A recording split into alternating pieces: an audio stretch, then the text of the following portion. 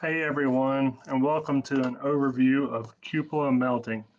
I'm Jeremy Mowry. I'm an FEF alum from Mississippi State. I'm currently Vice Chairman of American Foundry Society's Cupola Committee, and for the past 13 years I've worked as the melting engineer at American Cast Iron Pipe Company in Birmingham, Alabama. My goal today is really just to cover the basics of cupola melting in about 10 minutes.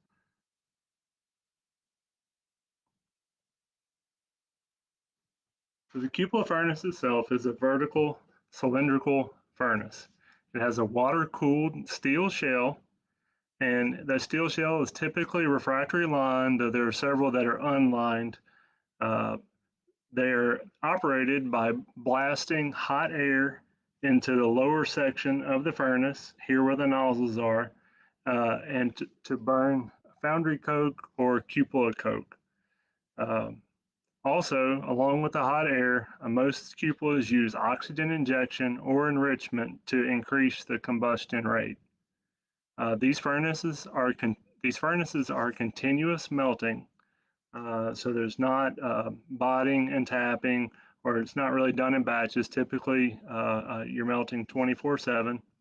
And compared to blast furnaces, which are similar, these have relatively short campaigns. So you normally run them for a week, 2 weeks, maybe 4 weeks at a time.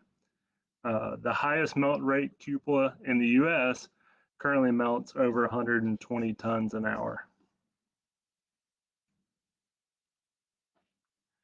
Cupola furnaces are used to produce both gray and ductile iron, uh, and they can be done really in the same furnace. For the shops that have to make different grades of iron, whether it's switching between gray and ductile, or different grades of gray or different grades of ductile, they have to pay special attention to their charge materials and where they are in the stack.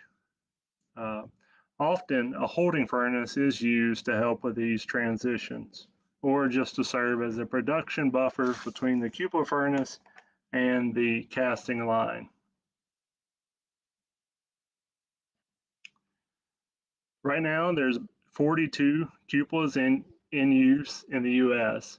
Among 23 companies. Of course, that's just commercial use. There's a lot of universities and other entities that have small cupolas. Those 42 cupolas produce a little over 6 million tons of iron, which represents the majority of domestic foundry iron production. To produce this much iron, uh, typically 800,000 tons of cupola coke or foundry coke is consumed annually.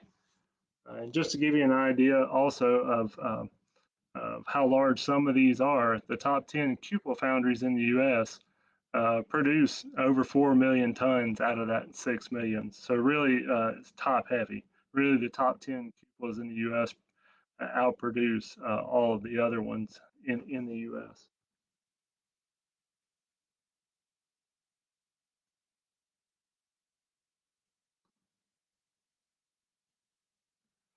The cupola charge is made of iron returns, purchased cast iron, plate and structural steel, shredded steel, and pig iron. Those are your typical steels and irons that are used.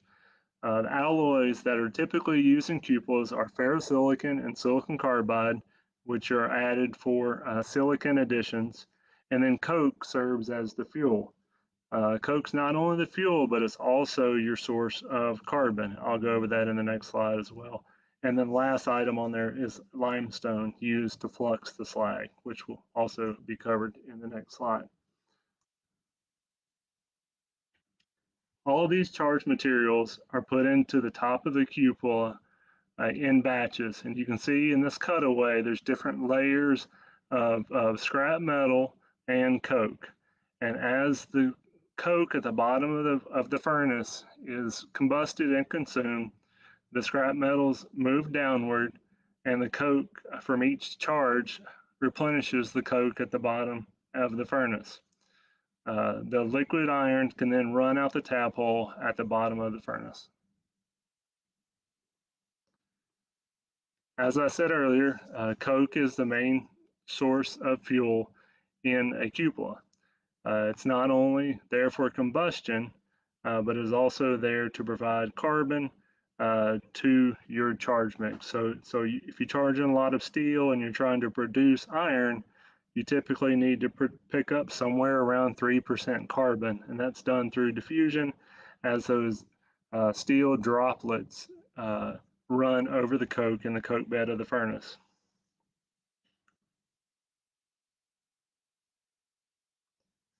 Here's a closer view of the nozzles that are used in cupolas.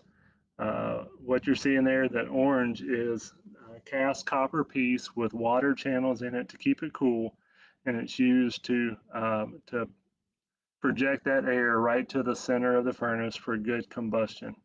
Typically, that air is preheated to somewhere around 1,000 degrees, and again, oxygen can either be mixed with that air or it can be injected through a supersonic nozzle. The melt rate of the different furnaces are determined by blast rate and your oxygen rate and your charge mix. Here's a simple view of the different zones in the furnace itself.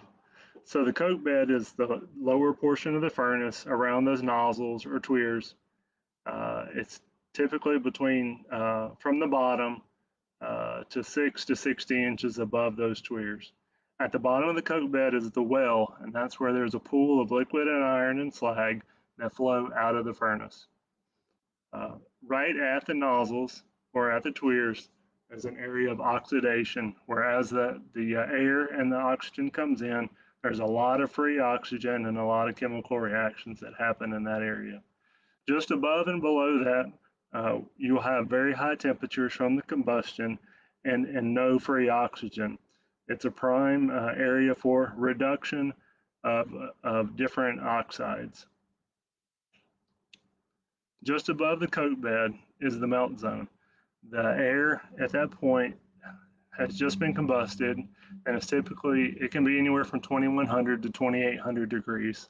So hot enough to melt iron or steel. Anything above that melt zone is considered the upper stack or the preheat zone. And that's where really the thermal efficiency of a cupola comes in. As that hot air travels up the stack, it gives away all of its heat to the charged material as it moves downward. Ideally, you'd like for that gas to be down to 200 degrees as you're pulling it out the top of the furnace.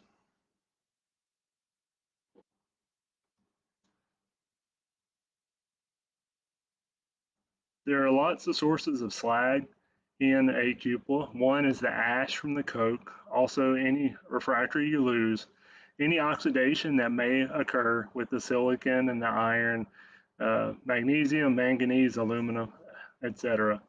There's also dirt and sand that are in the metals along with rust. Typically 2 to 15% of your charge weight is going to be converted to a slag. To take care of that, typically limestone is added to flux that slag. So that limestone will lower the melting point of the slag and also increase the fluidity so that slag can easily be separated from the iron and removed from the furnace.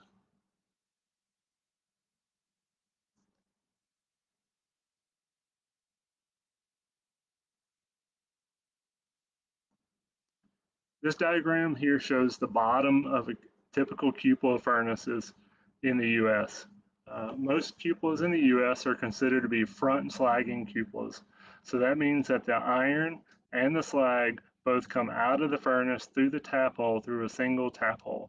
And then outside of the furnace, the slag is diverted to another area of the plant and iron continues down the trough. There are some cupolas in the US, and this is more rare, that are rear slagging. So you actually have two different holes in the furnace that are at different elevations. So the iron comes out of one hole and the slag comes out of a slightly elevated hole on the back side of the cupola.